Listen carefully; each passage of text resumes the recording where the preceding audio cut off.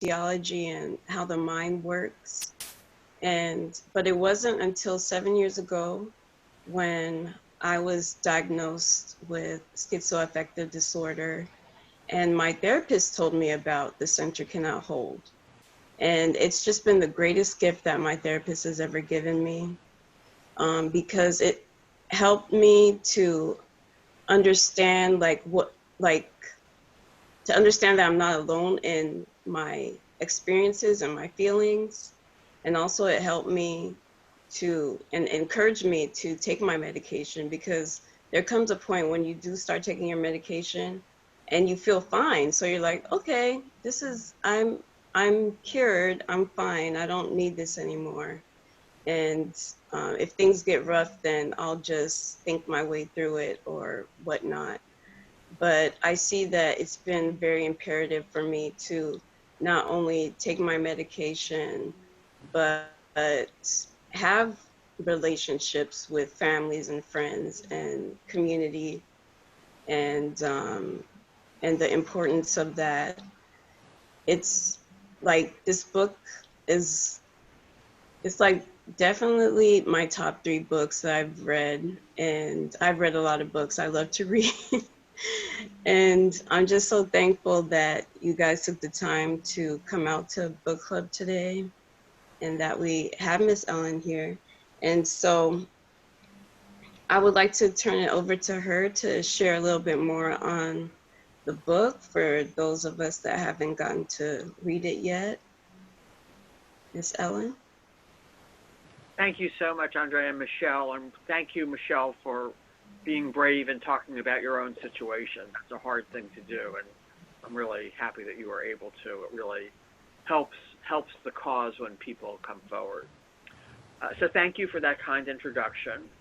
I'm honored and delighted to be asked to speak to the Social Justice Book Club. I think it's really cool that you're looking at different civil justice issues, and that you're focusing today on mental health. Indeed, former Congressman Patrick Kennedy, who himself suffers with bipolar illness and substance issues, said at a conference I put on that mental health issues were this generation's civil rights struggles.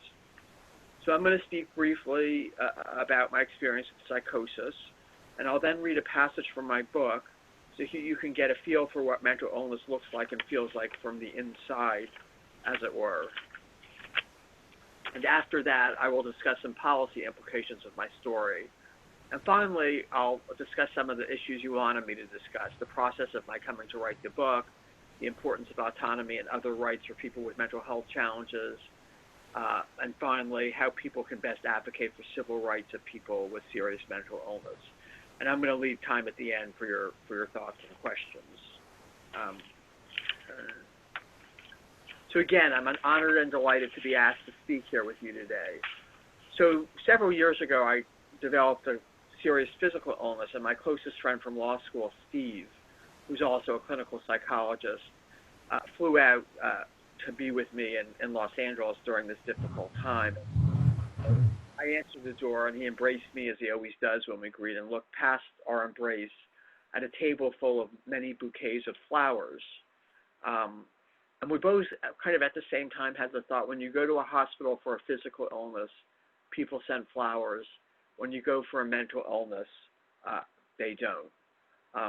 So the stigma of mental illness in part is the belief that mental illness is different from physical illness, mental disability from physical disability. And this is connected with an idea that people with mental health challenges are less than full or whole people. And nobody would say that about a person, say, with a broken leg. So part of the thing that I want to do when I write about this and when I talk about it is, to change that, to give hope to those who suffer from schizophrenia and understanding from those who don't. So very briefly, my own psychosis, I want to highlight that I'm an N of only one. So everybody becomes psychotic in her or his own way. But for me, I have prominent, bizarre delusions, like I've killed hundreds of thousands of people with my thoughts, or a nuclear explosion is about to go off in my brain. I have occasional hallucinations, a man standing with a raised knife in front of me, a woman at the foot of my bed in the middle of the night. And I actually had a funny hallucination. So I was a junior colleague, scholar at USC, and one of my senior colleagues who had had tenure trouble was very, very negative about a paper that I wrote or a piece that I wrote, and said, if you put that in your tenure portfolio, you'll never get tenure. As an aside, it got published by Yale University Press to good reviews. But anyway, that's what I was hearing, and I was visiting her at her place in Berkeley, and I was sleeping, and I woke up in the middle of the night and sat upright in bed and looked at the foot of the bed, and there was a little bicycle with a devil riding in place. So sometimes your hallucinations can tell important stories about how you're feeling. I also have disorganized and disjointed speech. So one day on the roof of the Yale Law School, I had broken down, and I said to my classmates, do you have the same experience of words jumping around the cases as I'm having? We've got a case to joint. I don't believe in joints, but they do hold your body together. So words that are loosely related to each other but put together don't make sense. So actually, when I came to write my book, I hired this guy, Rebel, who was an entertainment lawyer in LA, to be my lawyer, and he had been my classmate at Yale, and he was on the roof of the Yale Law School when I had that breakdown, and he asked what my book was about. I told him my mental illness, and he said, really? I said, you're in it. He said, I am. I said, yeah, remember the scene on the roof of the Yale Law School? He said, how could I forget? So that was kind of funny. So those are called positive symptoms of schizophrenia, things you have but don't want to have. There are also, quote, negative symptoms, which is things that you lack and would want. And negative symptoms include apathy, inability to work, inability to make relationships. And the negative symptoms are actually the biggest burden, both personally, societally, of mental illness. We have meds for the positive symptoms, but not really for the negative symptoms. And I've been blessed not to have negative symptoms except my first 2 years of illness. I'm going to read one episode from the book just to give you more of a flavor of what my mental health looks like. So I'm reading from the text. While my doctor in New Haven, White, had supported me many times in my efforts to get off medication, which I undertook with great gusto and failed miserably at each time, one battle between Kaplan and me concerned the use of medication. That's my LA doctor. Early on, we really locked horns over this. Kaplan thought I'd just stay on the meds and get on with my life, and for me, the motto, the less medicine, the less effective, held sway. Part of the way I could prove that I wasn't mentally ill, which I resisted mightily for many years, was to get off medication, and so I kept trying and trying and trying. I decided to make one last effort to get off. I thought I never really tried hard enough, and so I started the reduction. I hid what I was feeling when I started feeling bad. The days and nights were harder now. The sheer physical effort of containing my body and my thoughts felt like trying to hold back a team of wild horses. Sleep was spotty and filled with dreams that left me awake and sweating in terror. Nevertheless, I dropped down again. Months before, I'd accepted an invitation to attend a workshop and present at Oxford. By the time I boarded the plane for home, I was a complete wreck. When I walked into Kaplan's office my first day back, I headed straight for the corner, crouched down on the floor, and began to shake. All around me were thoughts of evil beings poised with daggers. They'd slice me up in thin slices or make me swallow hot coals. Kaplan later described me as, quote, writhing in agony. Even in this state, what he accurately described as acutely and floridly psychotic, I refused to take more meds. The mission is not yet complete. Immediately after the appointment with Kaplan, I went to see Dr. Martyr, a schizophrenia expert who was following me for a movement disorder caused by the meds called tardive dyskinesia, TD. He'd never seen me ill before and had been under the impression, and I hadn't disabused him of it, I had a mild psychotic illness and that my primary concern was avoiding TD. Once in his office, I sat on his couch, folded over, and began muttering. I was disheveled. I couldn't remember when I'd slept or what I'd eaten. When had I bathed? In Oxford? Before Oxford? Did it matter if we were all going to die anyway? Anyone who walked into that room would have thought Martyr was treating a schizophrenic street person. Weeks later, people told me that's exactly what I looked like. Head explosions and people trying to kill. Is it okay if I totally trash your office? You need to leave if you think you're going to do that, said Martyr. Okay, small, fire on ice. Tell them not to kill me. Tell them not to kill me. What have I done wrong? All the explosions, hundreds of thousands of thoughts, interdiction. Elyn, do you feel like you're dangerous to other people or yourself, he asked. That's a trick question, I said. I don't think you ask a mental health law professor if she meets the statutory criteria for commitment in the language of the statute. I'm not sure how to do it, but not that way. No, it's not a trick question, he said. I'm serious. I think you need to be in the hospital. I could get you into UCLA right now, and the whole thing could be very discreet. Ha, ha, ha. You're offering to put me in the hospital? Hospitals are bad. They're mad. They're sad. One must stay away. I'm God, or I used to be. My husband, Will, made a marginal note in the manuscript next to that, I'm in God, or I used to be. And he said, did you quit or were you fired? And then he asked the question of who would have the authority to fire God. I give life and I take it away. Forgive me, for I know not what I do. I really think a hospital would be a good idea, Martyr said. No, thank you oh so very much, I said. All right then, but if I were you, I'd stay away from work for a while. You don't want your colleagues to see this. Thanks, banks, bang, bye, see you soon.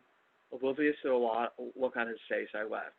The next morning, I did drag myself to my office because it was my hideout and refuge, and I ran into my colleague Ed in the hall, and he quickly figured out what was happening. Elyn, what the hell's going on? I thought you were kidding at first, but you're not, are you? Does anyone else know about this?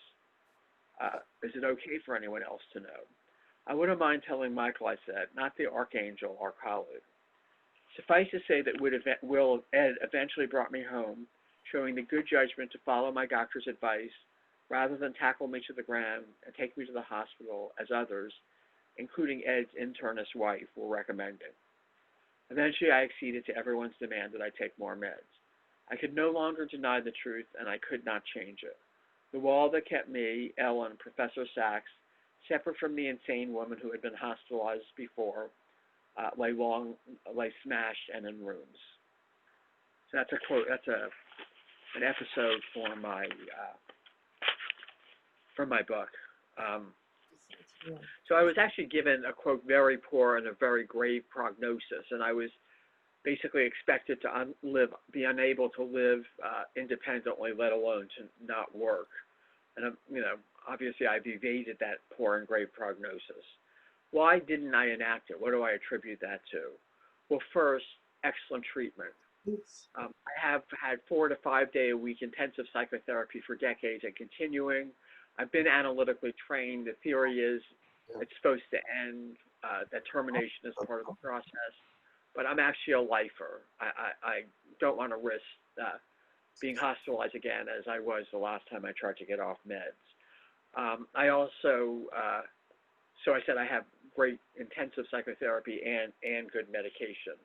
Relationships have been important. Friends, family members, my husband. Relationships give your life a meaning and a depth, and they also serve as another set of eyes in case I start failing. As an example, for some reason I knew my analyst was going to China. You usually don't know that. And my friend Steve called him and said, Dr. Kaplan, I'm a little bit worried about Elyn. She says you're going to China, but she's going to go out there in advance if you're going and clear it out of all bad people. He said, oh, how very considerate. So that was kind of funny. Treatment, relationships, and work. When I'm writing an argument or a counter-argument, the crazy stuff recedes to the sidelines. My symptoms often happen most often at night when I don't have the structure and sense of productivity of working during the day. So I've come to say that my mind is both my best friend and my worst enemy. So what are some policy implications of my story?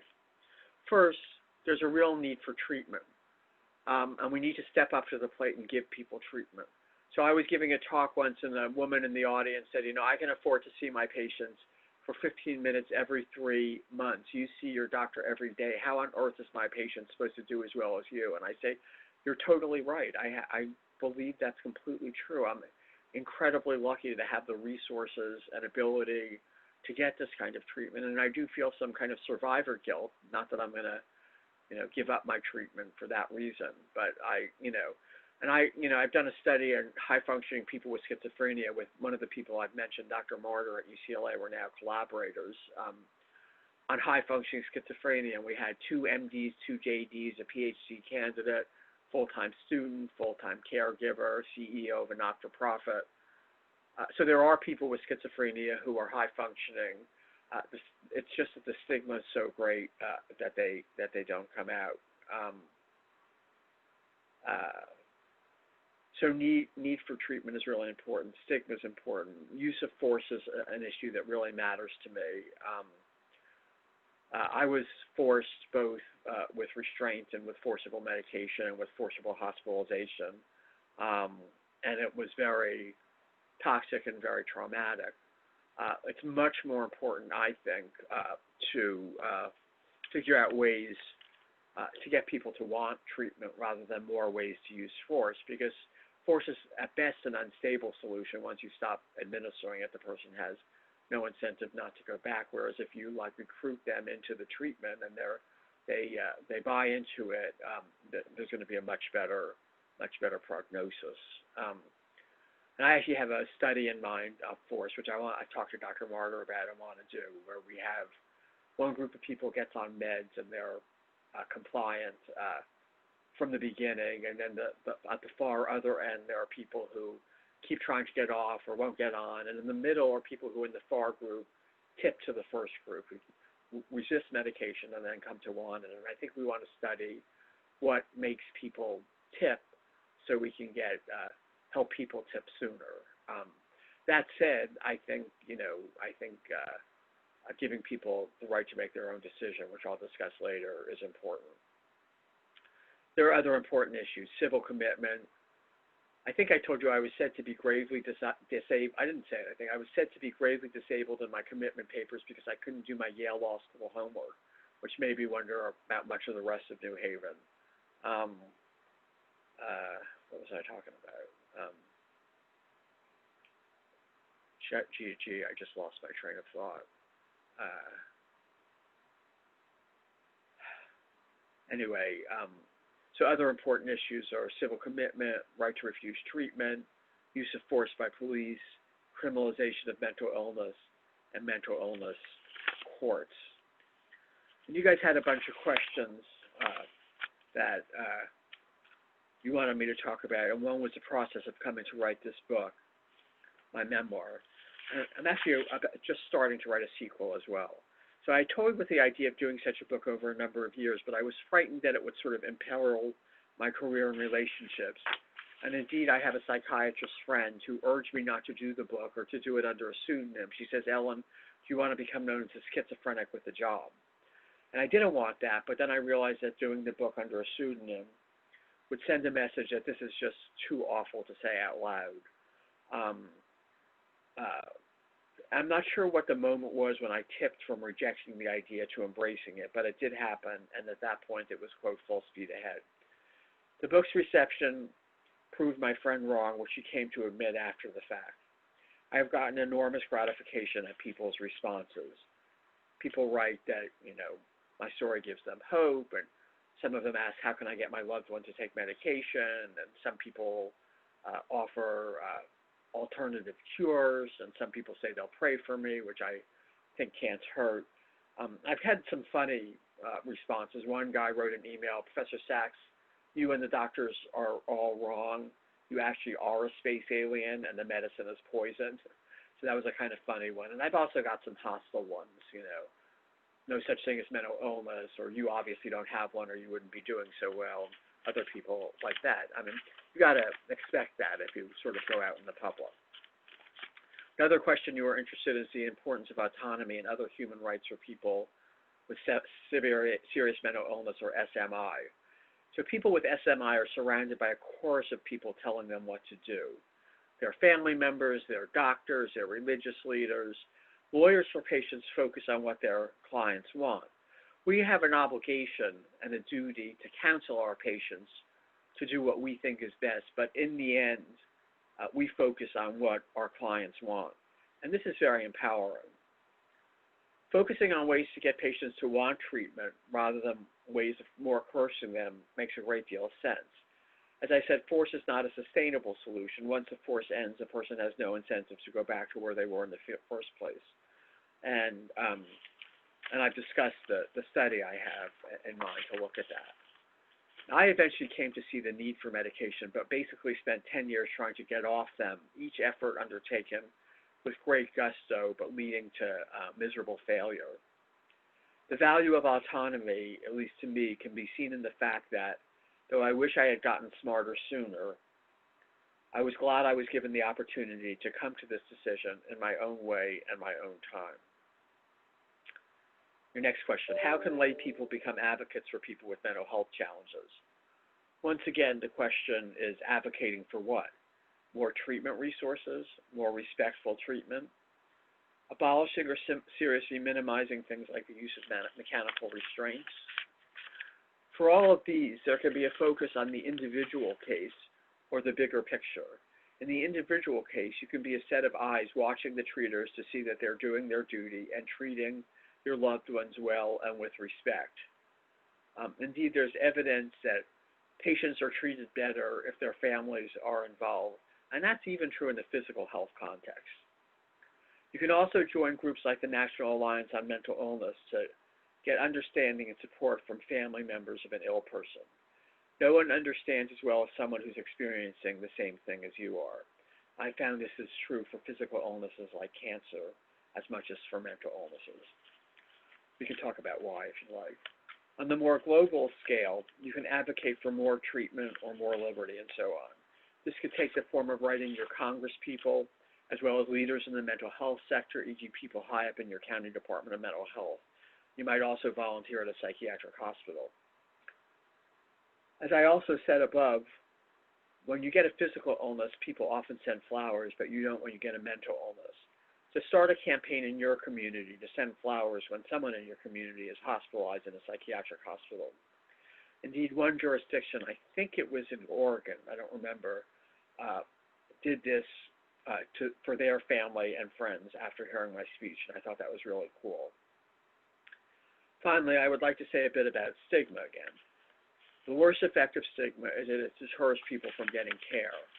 There are various reasons for stigma and various things we can do to combat it, and we can discuss this more generally in the Q&A if you would like. For today, I want to talk about self-stigma.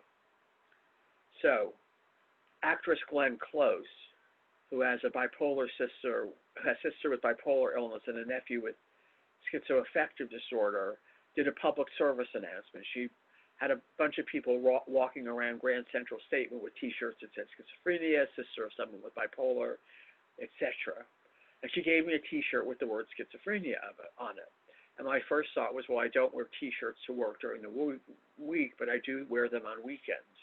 And then I had the thought, well, but do I really want to wear a shirt that advertises that I have schizophrenia? And then I thought that people wear armbands and pins and T-shirts in the cancer context with solidarity with other patients, with pride and without shame. And that's where we should be with mental health challenges too. They're just challenges of the brain, that part of the body, but we're not there yet. So I will say though, things may be changing a little bit. So I recruit students to be part of my Sachs Institute for Mental Health Law Policy and Ethics, and they study the issue of the year. And through the first 9 years of the 10 that I've done it, I would say that 75 to 85% self-disclose as having illness in their family or friends or themselves. But the first week of class, we say why we're interested. In the first 9 years, only one person identified as having a mental illness. Everybody else didn't say anything about it, which is kind of stunning because law students are all about dignity and liberty and rights. But people did not feel safe saying that. This past year, 8 of the 10 people self-disclosed, including one person who said she had never before said this out loud to anyone aside from her family, and she has bipolar 1. This is not a study, and so it could just be chance. It's just an anecdote, but maybe it portends that things are getting a little bit better. I know now at the law school, the first week of class or orientation week, the week before, we have a presentation on mental health, and being a law student, first year law school is incredibly stressful. and I speak, and an alum speaks, and a student speaks, and I think that helps destigmatize things. And actually, the students started a group now called Law Students for Better Health, and I'm the faculty advisor, so I was happy about that. Anyway, thank you again for inviting me to speak, and I look forward to any questions or thoughts you might have about these issues. So I'm, open to questions or comments. Thank you or so much, comments. Elyn. You're Thank you so much welcome. Thanks for for sharing. inviting me. And well, also, because I also listened to part of a book called Far from the Tree by Yeah, Andrew Andrew Solomon. Solomon. And Uh, he has a whole section on schizophrenic children and their parents that don't have mental illness, or they may have it in their family, but their what's it called? Their nuclear family doesn't really have or had it. And yeah, so he does mention you and your book in that section. And he was saying that sometimes with mental illness, it's either stigmatized or romanticized. And interesting. a lot of times we more think about it like, I guess, the stigmatized part, but also Uh, I can see how it's romanticized, like with the movie Beautiful Mind and yeah, John Nash, and how he was able to get the Nobel Peace Prize despite having schizophrenia. So some people may say, like, if they hear that you have it, they're like, oh, well, I saw Beautiful Mind. You'll be fine. You can, excel like that. But the thing is, like, I forgot what school he went to. Did he go to Yale or I Stanford know or he was teaching at Princeton, but I forget Princeton? where he went to school. Okay. So yeah, so I mean, he got into that school, like he was able to teach at that school, and just there's different privileges that he was allotted that maybe if everyone had those opportunities, maybe they would be the next John Nash, but not, unfortunately, we all don't have those opportunities and those luxuries. Um, I know for myself that I see myself as privileged with my situation because my mom is a nurse. Mm, She's an RN. She has dealt with patients with mental health issues, and uh, so she she was very hopeful that I would get better. Like, even uh-huh. though later on when my sister asked her like how they felt when they took me for, I forgot what it's called, like a 50 something or something where 5150. hmm? 5150. Yeah, 5150. And so my sister was asking my mom how she felt about that, and she said that when they took me away, she cried because she was just by herself. She didn't know what was going to happen to me and all that. Uh-huh. And I never knew that because I just always saw her as a very strong person that didn't really show, well, she shows emotions at commercials, but like but like real stuff, like real life stuff, not so much. um Uh-huh. so I never knew that until asking her more questions about when I was first diagnosed. Yeah. And also some family members that know about my diagnosis, and when I want to talk to them about it, they're like, oh, well, you're fine now. You don't need to talk about that. But I think I do, because there's Right. other people that need to know that it's Yep. okay to talk about. And it's okay to Yep. get help. It's okay to use medication. It's okay to be in therapy. And, at the end of the day, all of us want to know that we matter, that we have meaning to our life, that Uh-huh. we Uh-huh. help supply meaning to other people's lives. We all want to know that. Yeah. Yeah.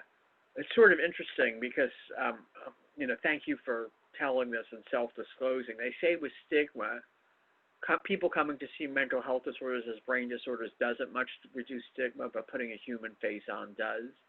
So the extent that people come forward and tell their stories, without shame, it's kind of going to help the cause. But it is, it is hard and it is a risk. So it's kind of interesting how people respond,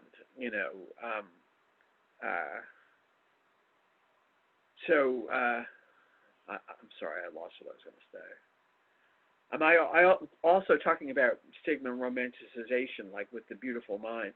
Kay Jamison, who's a bipolar psychologist and wrote a really great book called Unquiet Mind, I think is what it was called. Okay. And she talked about her own bipolar illness, and then she wrote a sequel book discussing all the famous artists and thinkers who had bipolar disorder. So again, the romanticization part of it is, you can do these amazing things and think outside the box and stuff like that. Schizophrenia, actually, the evidence is when you're diagnosed with schizophrenia, you kind of lose IQ points, so it's not correlated with genius. Although with both bipolar and schizophrenia, there's kind of a way that those of us who suffer with these things can kind of sometimes think outside the box. And sometimes that can be scary and wrong, and sometimes it can lead to fruitful thoughts and insights. Right. Yeah. Because also, I'm an artist, so I paint. Cool. Yeah, Cool. I love to paint. Like I can be painting for like 3 hours and it feels like 30 minutes. Like I get that lost in my Right. painting. Um, and like I said earlier, I've always been interested in mental health and psychology. And I actually wanted to be a psychologist when I was little, and also in high school. And in junior college, I did do psychology as my major, and then I transferred to CSUN, and then I I felt like I could do more like with social work, so I went into sociology and family studies, but I didn't end up finishing there because also along with the schizoaffective, I have rheumatoid arthritis and lupus, so it's like a combination of things that kind of prevented me from continuing on. But I've recently got back into painting and talking more about my diagnosis with others, and I'm just so thankful for this opportunity to share with you all today. Thank And you so much. Yeah. One other thing I might say about family, because you were talking about your mom being a nurse and helpful and so on. So I have not involved my family much in my mental health challenges. They knew I fell ill in England. They knew I was ill in New Haven because the hospital called them and they came. But their fantasy was that after that hospitalization, which ended in 1983, everything had been fine. And of course, I had multiple episodes after that, which I describe in my book. And when they read the book, they were shocked and hurt. Why didn't I tell them? I should have told them. And what I said and what I think is, when I first became ill, I was already an adult living independently for 4 or 5 years, and I did not want to go back to being the kid in my family of origin. And second, my parents worry a lot. They're warriors, and I didn't want to, burden them with that. And the third was that they kind of don't do supportive very well anyway. So there wasn't much in it for me to tell them. Again, I'm close. We speak pretty much every day, but I keep them very distant on those issues. And I think they still feel hurt about that, but I feel like I still have made the right decision. That said, there's a lot of evidence. I may have already said it that when families, yeah, I did say it. When families are involved, you're gonna likely do better. But for myself, I kept my family at a distance with that. Other questions? I was gonna mention, I guess this is more of a, maybe, I don't know how it's gonna come out as a comment or a question, but while reading your book, I was kind of taken aback at how some of your peers and colleagues had responded. Or maybe, I guess you hadn't disclosed yet, but you had mentioned earlier talking to colleagues about people who have gone through psychosis or have something like schizophrenia. And when one of your colleagues had said like, oh, like, I forgot what you had said, but she was basically, no, they're like different, right? And I was taken aback because these are people, right, that are professionals and they're really intelligent people. But I think it just goes back to show how uninformed our society is with mental health, right? This is not information that's out there and accessible to everyone. It only becomes accessible once like it affects you or a family member or friend. And that's really disheartening, right? And I feel like you talked about that a lot in your book, and I'm wondering how you dealt with that, because these were your friends, your colleagues, some of your friends. How did you get past that shame and still, like, you wrote this book, right? You came out to the world basically with this book. Right. So, there have been some consequences. I had a really close friend who was an administrator here at the law school, and we used to go to dinner maybe, once every couple of weeks. And when my book came out, she came to me, she said, "Oh, and I'm glad I didn't know you had schizophrenia when we started doing dinner together." And I said, "Why?" She said, "I never would have gone to dinner with you." So here's like a smart and kind and a well-meaning person who will not go to a public restaurant with me because I have this diagnosis. So I think that was very painful. I was glad she felt like she could, say it, but it was painful. I think one of the things, implicit in what you're saying is, we should give people education. We teach kids in junior high and high school driver's ed and sex ed and health ed. We should teach mental health ed so people have a basic understanding or a basic literacy around what mental health challenges look like and may be able to identify them in themselves or in their friends or loved ones. So to me, that just like seems like a no-brainer, and I'm not sure why we're not doing it. I think Glenn Close is starting to try to do it in some high schools, and I think that's a really good thing. I don't know how you all feel about that. If you feel like, maybe scary to people or whatever, or does it sound like that would be a good idea?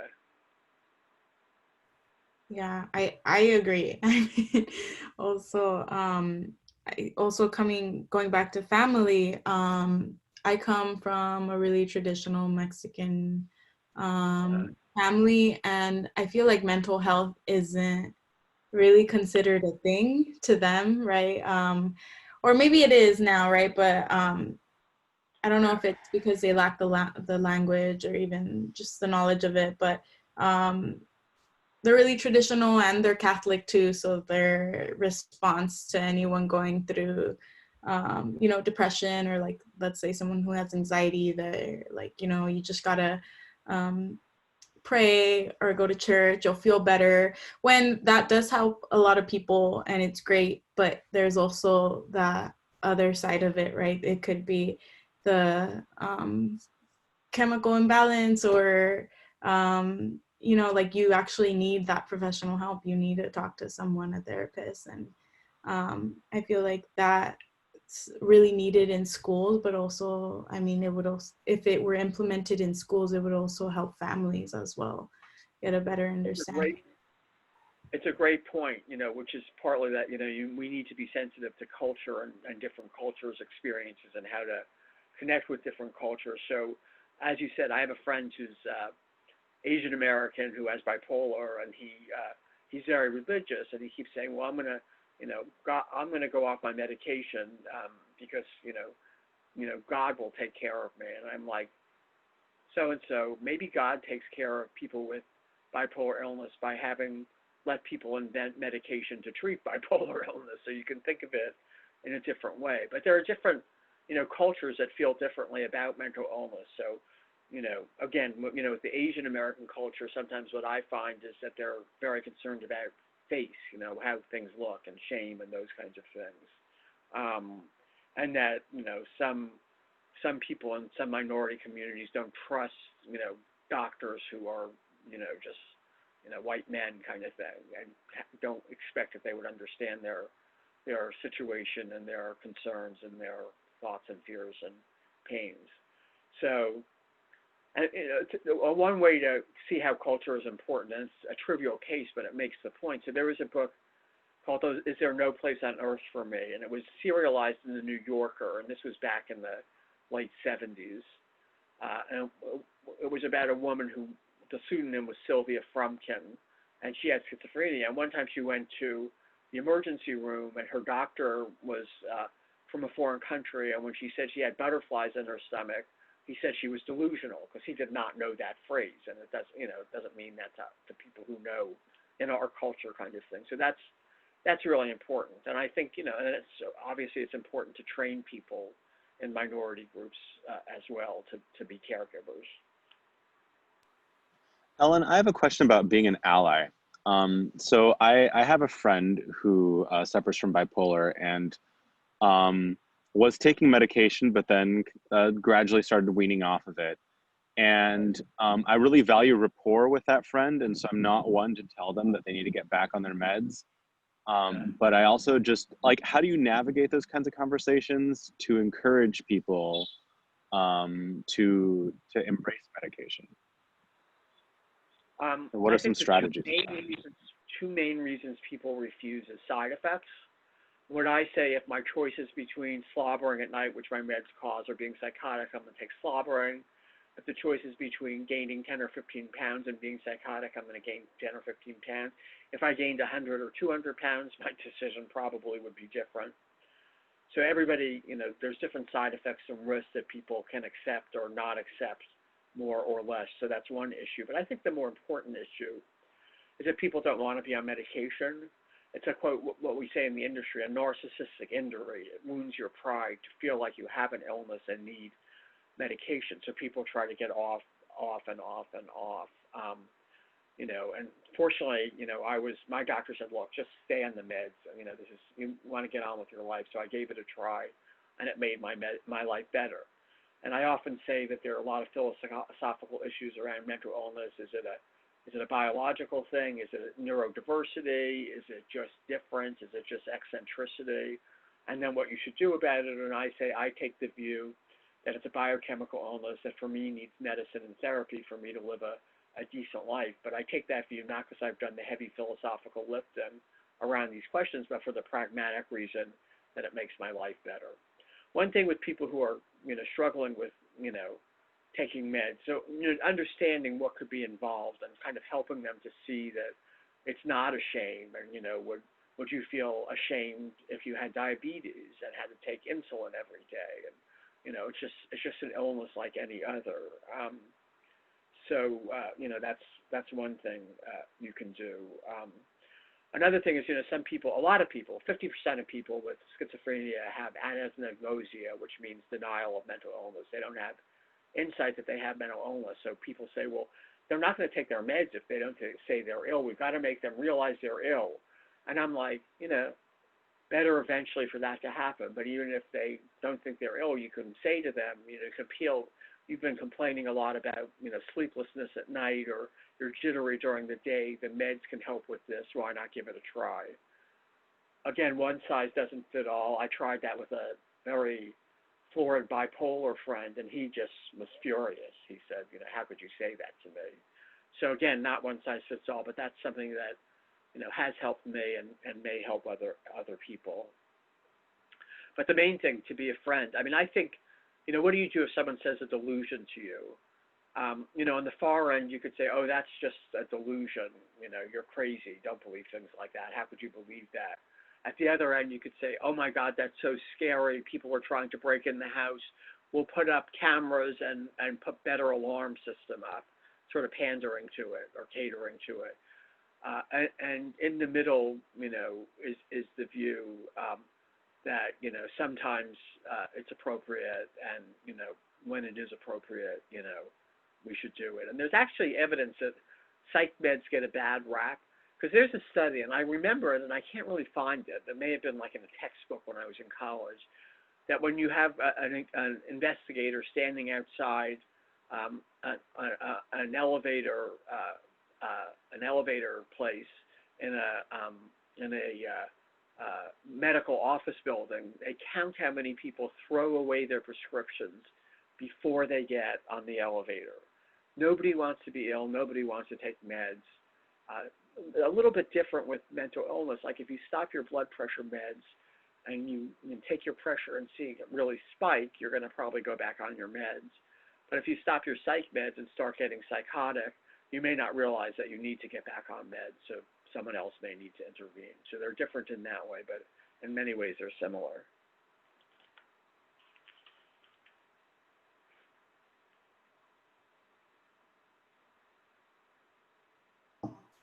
Other questions? Any more questions or comments? Yeah, I have one. So I've noticed in the book, I've just gone halfway through it, but I've noticed like the big difference of how you were treated when you were in Oxford compared to when you came back to the States. Over there, I feel like you had a little bit more self-autonomy, and here I feel like they didn't give you any option for that.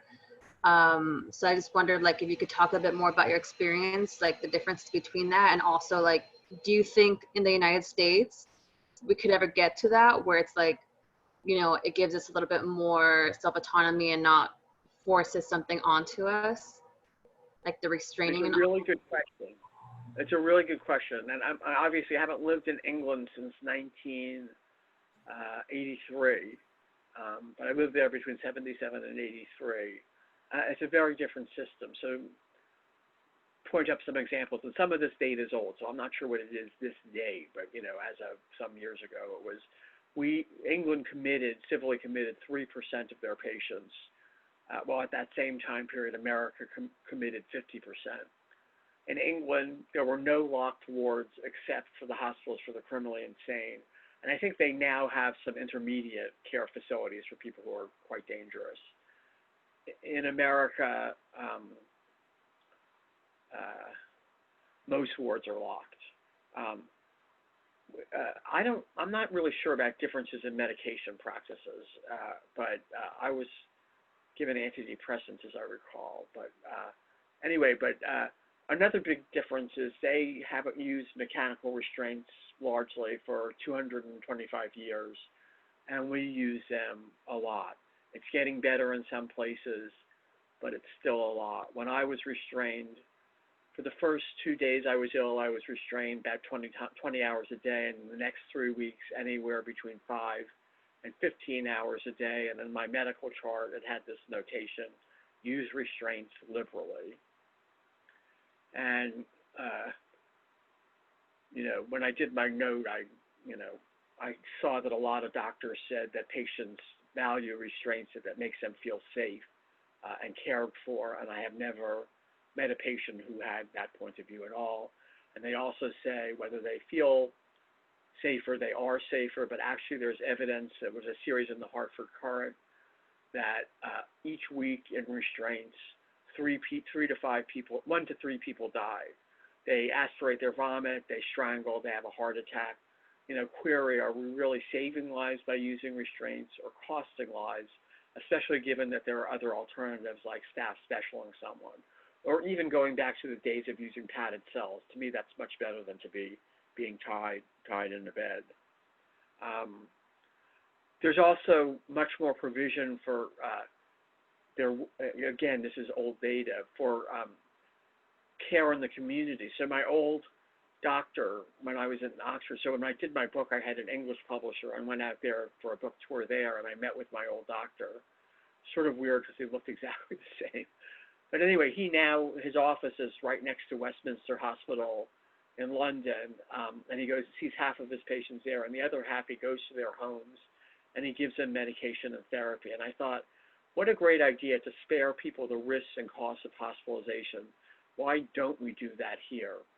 And one reason may be people are more liability conscious here. You know, there's very little malpractice in England.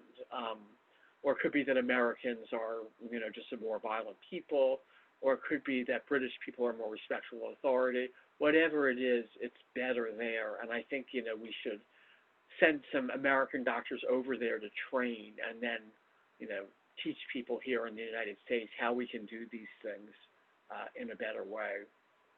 I mean, I also, you know, not only was I, you know, restrained and forcibly medicated, I was given very little privacy. So in the beginning, they would watch me when I took a shower or went to the bathroom, which is very humiliating. And they also would not let me to speak to anybody, including my parents, outside the presence of staff. So it was all in all, a very toxic experience. I'm sure there are people who benefited from hospitalization and valued it and are grateful for it, but I am not one of them.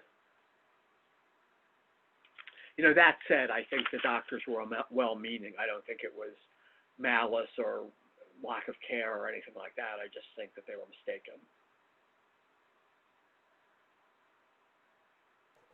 Thank you for answering that. Sure. I have a question. I know that you mentioned about like autonomy and empowering individuals to be more involved within their own care. I don't know if you have any tips on, or like any specific way on how to do this with individuals who are really not able to make those decisions for themselves. How would you involve them? Okay, so that's a really good question. And there's someone who's like flagrantly incompetent. Someone says, "I'd love to take this medication. It's helped me in the past. I wish I could take it, but a voice is telling me it's going to cause a nuclear explosion."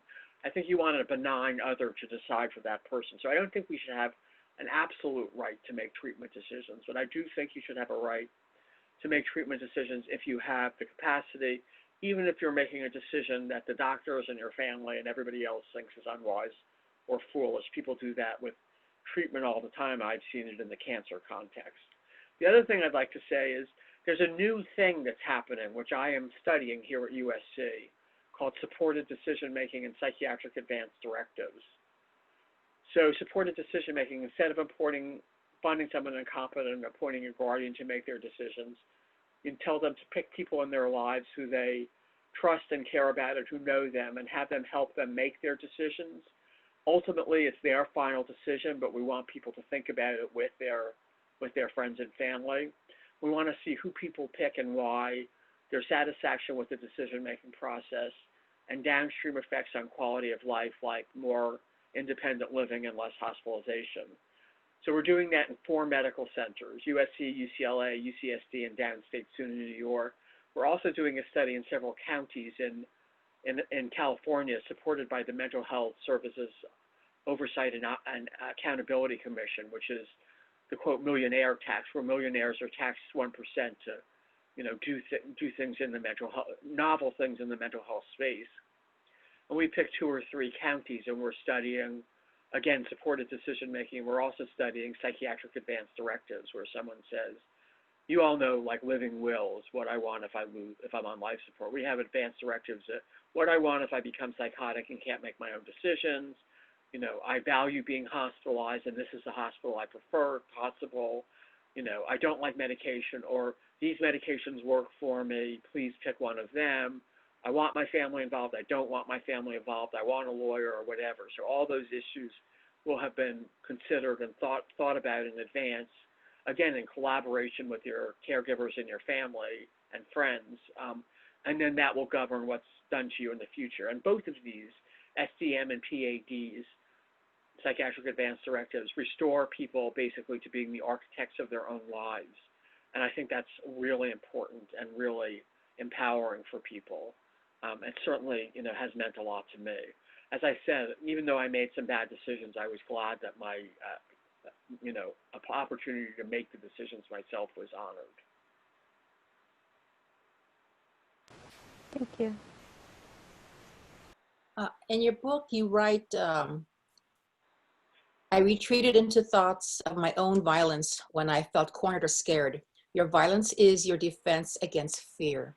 I wonder if you would speak more broadly about that, because we are such a violent society.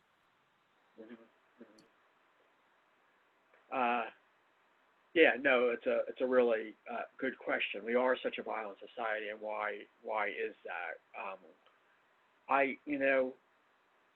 I'm guessing that some, even many people who are violent are really frightened and are trying to protect themselves by kind of preemptively striking, if I can put it that way. And when you're thinking about other people wronging you and how you can fix it, you know, you're taken away from feeling, oh my God, you know, I'm at risk, they could kill me or whatever. So, you know, that's what I mean. I don't think all violence falls in that category, but I think some of it does. And I think mostly in the mental health context, that's what's going on. So people with mental health challenges are typically terrified. They're terrified about the things they're thinking and feeling. They're terrified because they don't feel like they can trust their relationships. They're terrified because they think other people, you know, want to hurt them. So that a way to stop feeling frightened is to, again, go on the offensive and, you know, feel powerful and violent. And it's, you know, unfortunate and sad, but if it's addressed, maybe it could be mollified or mitigated or whatever.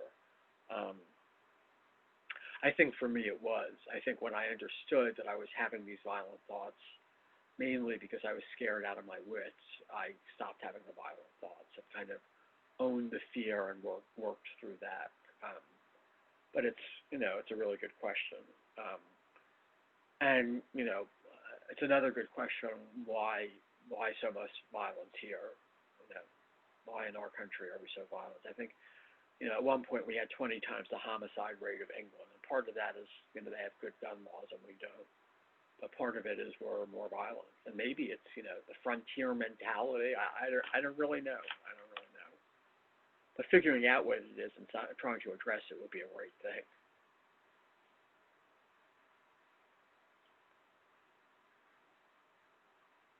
And I'm like enormously grateful that even though I had a lot of violent fantasies, I never acted on them.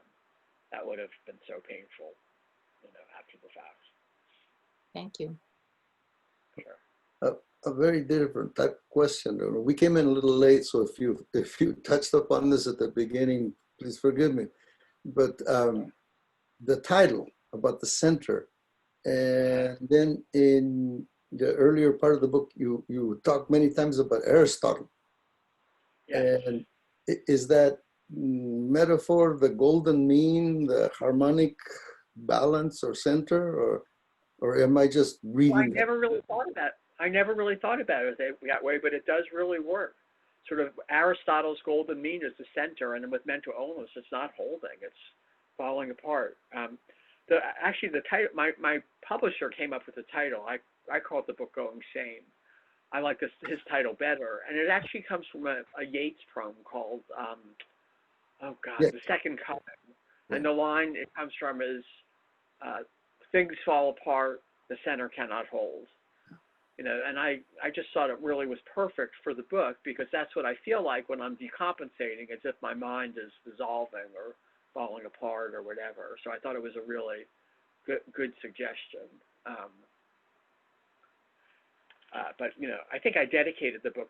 I can't remember if it was this book, another book, where I take a line from Aristotle that I studied in my PhD, my master's program. So that was in there as well. I think it was the activity of the mind is also life. That was the Aristotle phrase. It's in one of my books. Intros, you know, or whatever.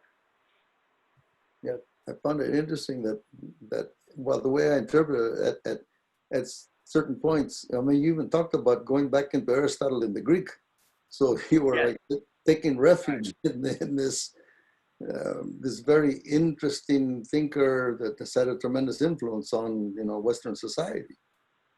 Yeah, that's a really good point. That's a really good point. To me, my favorite authors are Aristotle and Freud. I love Freud as well.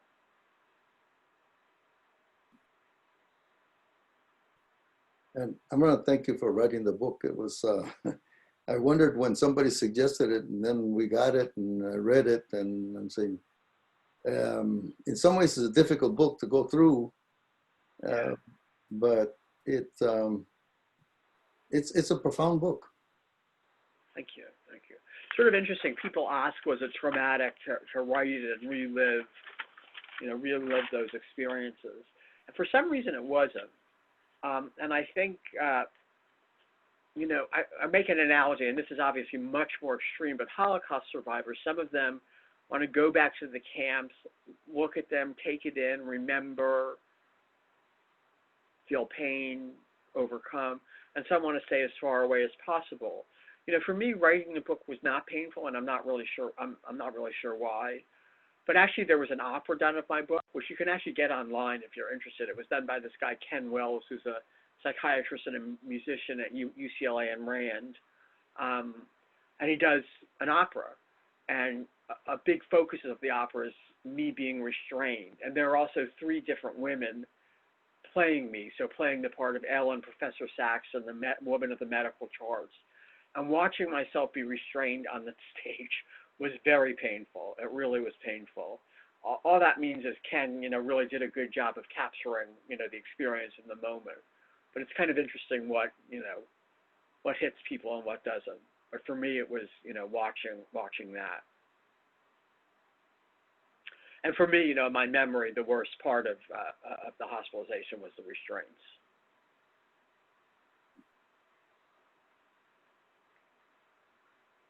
I'm happy to say that, you know, a number of jurisdictions are now making efforts to reduce the use of restraints. Probably should be something I study, you know, figure out what's going on in the United States landscape now, but not at the moment. I'm not doing that at the moment.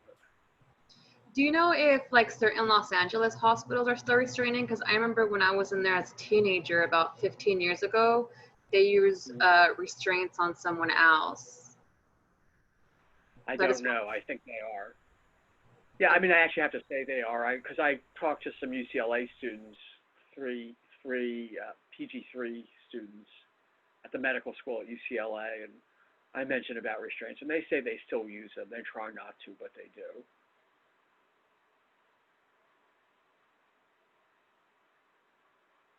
I mean, if I could see one thing change, that would be the top of my list, get rid of restraints. I mean, I can think of 1 or 2, like, extreme situations where you might need them, like if someone's in an ambulance, you don't want them to be able to, you know, run to the front and try to strangle the driver. And in that case, you could, you know, use one wrist, restrain one wrist to the side of the ambulance and not put someone on 4 or 6-point restraints. Or if a doctor or a nurse has a need to be very close to a patient to talk to him or her, you might have to do something. But again, you don't have to put them in 4 or 6-point restraints. For Elyn. You know, when I talk about what the restraint regime should be, you know, I would like to, you know, get rid of them altogether.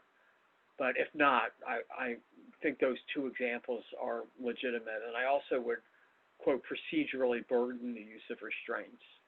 Because if it's hard to use them, people are going to use them less. So, like, you know, you have to check every 15 minutes, and every half hour you have to let the person out and see what they do.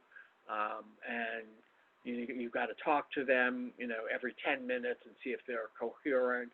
And you've got to educate them about what they need to do to get out of restraints and all these kinds of things like that. It turns out New York has a pretty rigorous restraint law. So, like, after 2 hours, you have to, release them and see how they do. And after 4 hours, you have to do something else. And surprise, surprise, most people are released before the 2 hours. You know, you can have laws, though, that aren't observed. So Steve and I had a patient at Connecticut Valley Hospital in Connecticut, which has a rule on restraints that you can only use them if the person is imminently dangerous to self or others. And then, you know, typed report after typed report, it was so-and-so was restrained today because he wouldn't get out of bed. Which doesn't seem like dangerousness. It just seems like disengagement with treatment, but it wasn't dangerousness. So even having good laws doesn't mean people observe them. Yeah, because when I was first diagnosed, I also lost a lot of weight, so I had to get a feeding tube. And so when they did the surgery and I woke up, I don't know if it was both of my hands or at least one of my hands was restrained with like a Velcro thing. And I think that was more because they were afraid that I was going to pull out the feeding tube. Because I didn't even realize that's what I was going to the hospital for until I woke up and then my mom was like, yeah, you had to get a feeding tube. And I'm like, what? I don't remember, I didn't remember any of that. But so I do remember though having at least my right hand, I remember that being restrained. But it was Eating to a point. Yeah. which are very painful, aren't they? Yeah, well at the time I was really not like out of it, I guess. I So I don't really remember it being painful, but I did remember having it and I was like, okay, this is weird, but I was like, okay, this is weird, and it was just like a passing thought for And was me. this because of your psychosis was leading you not to eat, or you also had anorexia, or?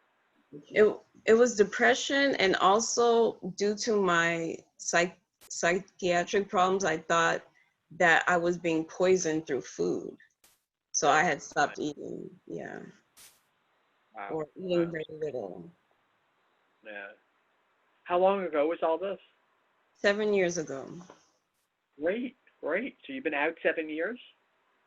Yes. Yeah, Yeah. I've been pretty much symptom free for since I've gotten on the right medication, about 7 years ago. Uh-huh. Only I only deal with anxiety sometimes, but not any of the positive or negative that we talked about symptoms, Great, like no delusions, no great. hallucinations.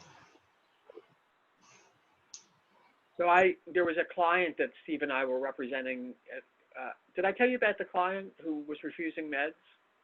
No, I don't think so. Anyway, I'll call her Elizabeth. She was a Christian Scientist. This is really kind of graphic, but she read in the Bible, if thine eye offend these, pluck it out, and she actually did that. So she was a very dangerous person to herself. She was in the hospital, and we were representing her, and she got moved to another ward, and we went down there because she was going to have a conservatorship hearing. And we read in her medical records, type report after type report. Elizabeth is totally psychotic. She's completely mute. She doesn't talk to faculty or staff, staff or patients or anyone. But we know that she can speak because she's been overheard on the telephone talking about her legal rights with imaginary lawyers. Oh wow. So they just assumed, since she was a patient, that she was making it up, that we weren't there. And they didn't know that sometimes we called her, and it wasn't just that she called us. But it was kind of like really classic how, if you have a diagnosis, things get seen through a particular lens that may, be completely false, may not be true at all. We actually told her about it, and unfortunately she found it amusing. She didn't get furious. She was angry as well, but in the end she fired us because she wanted us to argue that she had saved someone in the hospital. As a Christian Scientist, she'd saved them, and we said that we really couldn't do that. She said bye. So Yeah, because can't help everyone. yeah, from what I understand about Christian Science, they don't really believe in medication and things Right, like that, like using medication. exactly. I have a question about, in the book, you've mentioned that you've lost many years in your life, or maybe I wanted to know what you meant by that, or um, is it because I know there was a time in your life where you were going in and out of the hospital, but and correct me if I'm wrong, so when you are going through your psychosis, um, is it a period of days and then you get better with your medicine, or I guess that's the question related to what did you mean by saying that you lost years in your life, or that you don't remember some years in your life? I never have had amnesia. Some people with psychosis have amnesia for their episodes, and I've never been so lucky.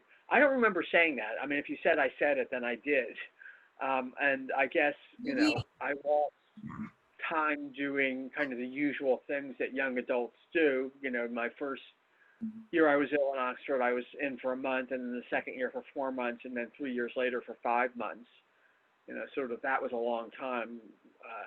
When I was in England, I was doing a thesis degree, so I didn't have to like withdraw from school. But in New Haven, I did. I had to like literally withdraw, take a medical leave, and you know that was 5 months. So I don't just have symptoms for a period of days.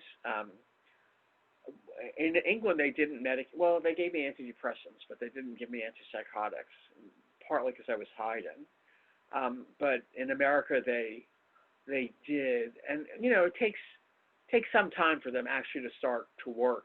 In my experience, you know, could even be a few weeks. And they say with some drugs, you don't really feel the full effect for 6 months. So I didn't just have a period of days when I was psychotic. I had a period, depending whether it was England or America, of weeks or months. And again, it was, you know, very painful and very scary. Thank you. Yeah, I think I couldn't remember how you said it, but I believe it was towards the end when you're talking about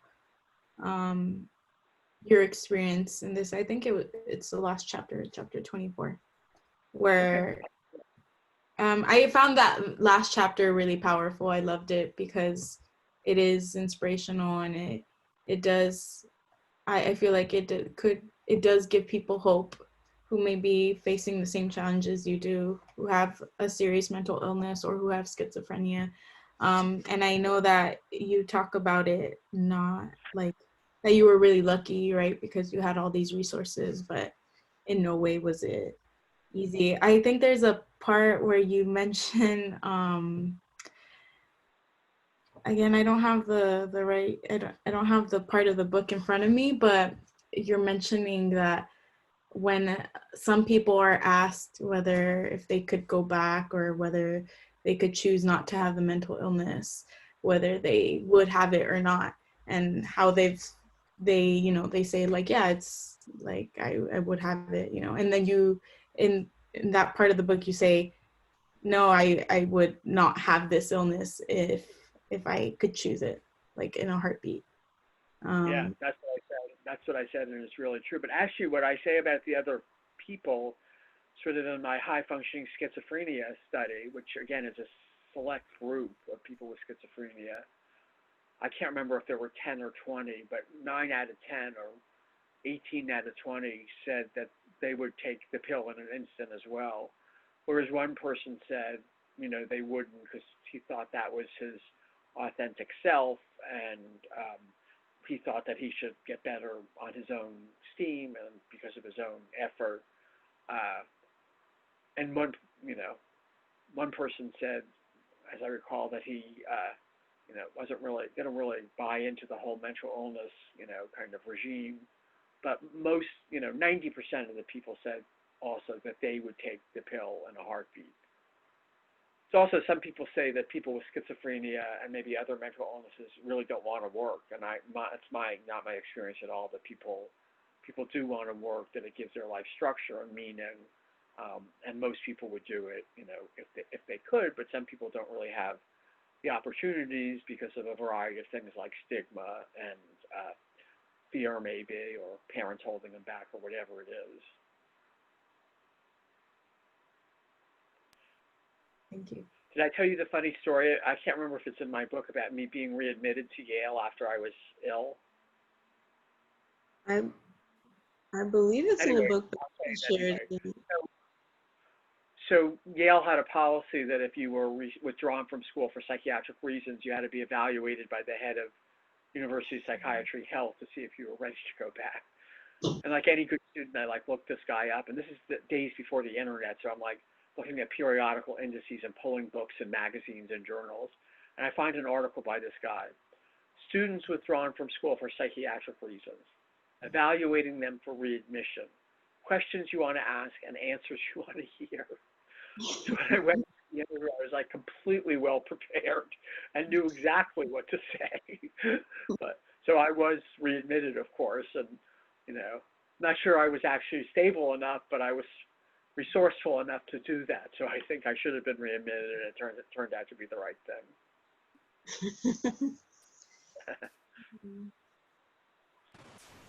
I have a question.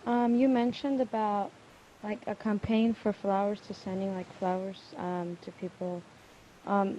Would this be once they are released, or when they are interned into like a psychiatric hospital? Like, could you explain a little bit more about that, and if any of these organizations already exist, or if we should go along to maybe create one? I don't, I'm not sure that they let flowers in hospitals because I don't know, people have hurt themselves or whatever. I just don't know. But I was actually thinking about when people got out and go home, to be greeted by bouquets of flowers saying, we love you, we missed you. Here's a kind of welcome back. That's the way I was thinking of it. But it's probably a good idea to do it while they're in too. But I'm just not sure whether hospitals would let you do that. And I'm not sure. I mean, I think it's a great thing to do. And I think, as I said, one jurisdiction actually started doing that, and they are their city or county. And I'm not sure, how you would organize it. Maybe through NAMI or something like that. Or standalone. Nonprofit. Flowers for people who have mental. Well, I don't know. But I just think it's a really good thing to do if one could do it. Mm-hmm. Would they, I mean, I don't really have this information, but would they allow you to send like books? Yeah, they would. I would assume they would. Yeah. Okay. Cool. So that's another another thing to do. It's a very lovely thing to do too. Send a book because it sends the message also. We think that you might enjoy this and get something out of it, but also we believe that you're able to benefit from this kind of thing because a lot of times people feel like people think that they're just totally incompetent and can't think. Thank you.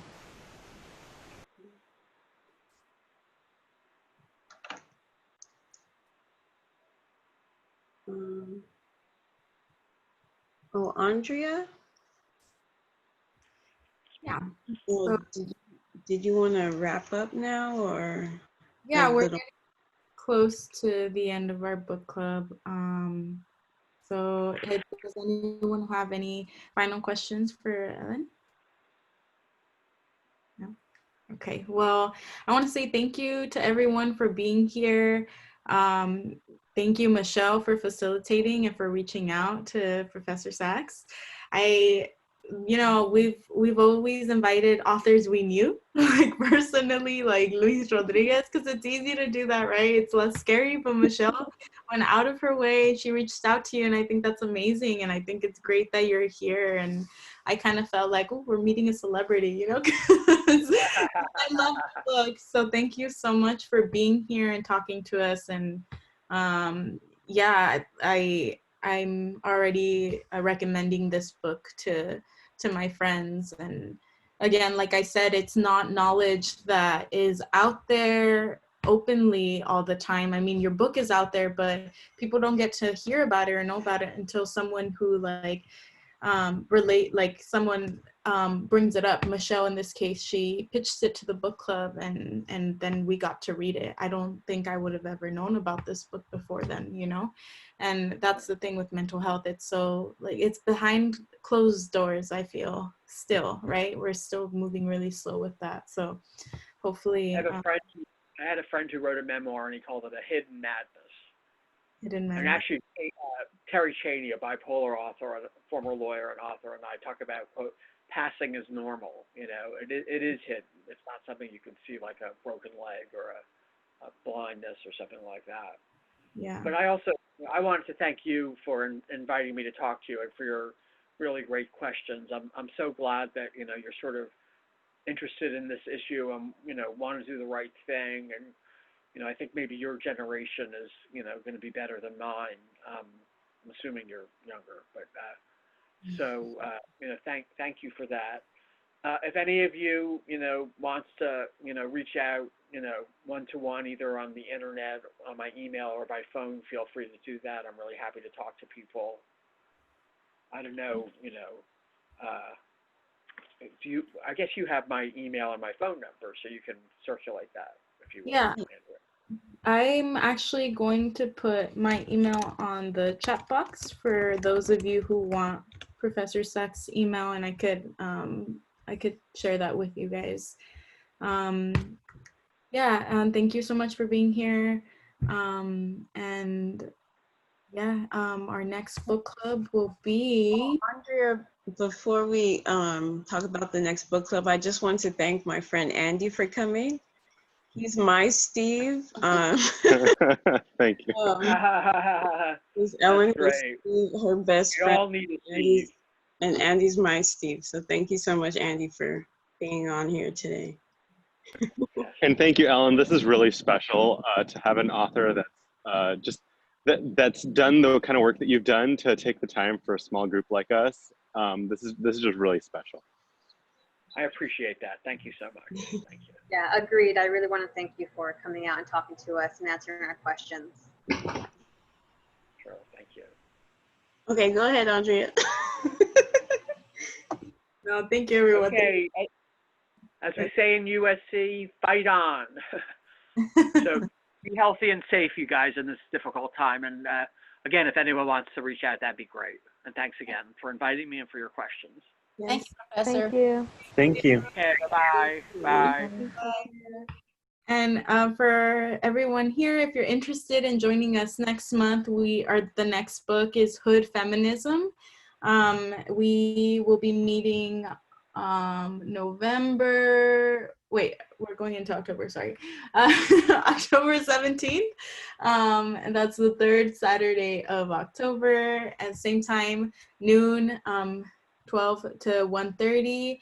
And if you are not already on our newsletter, on our Social Justice Book Club newsletter, you can email me at andrea@thehh.org and I'll put you on that list. And I'll send out that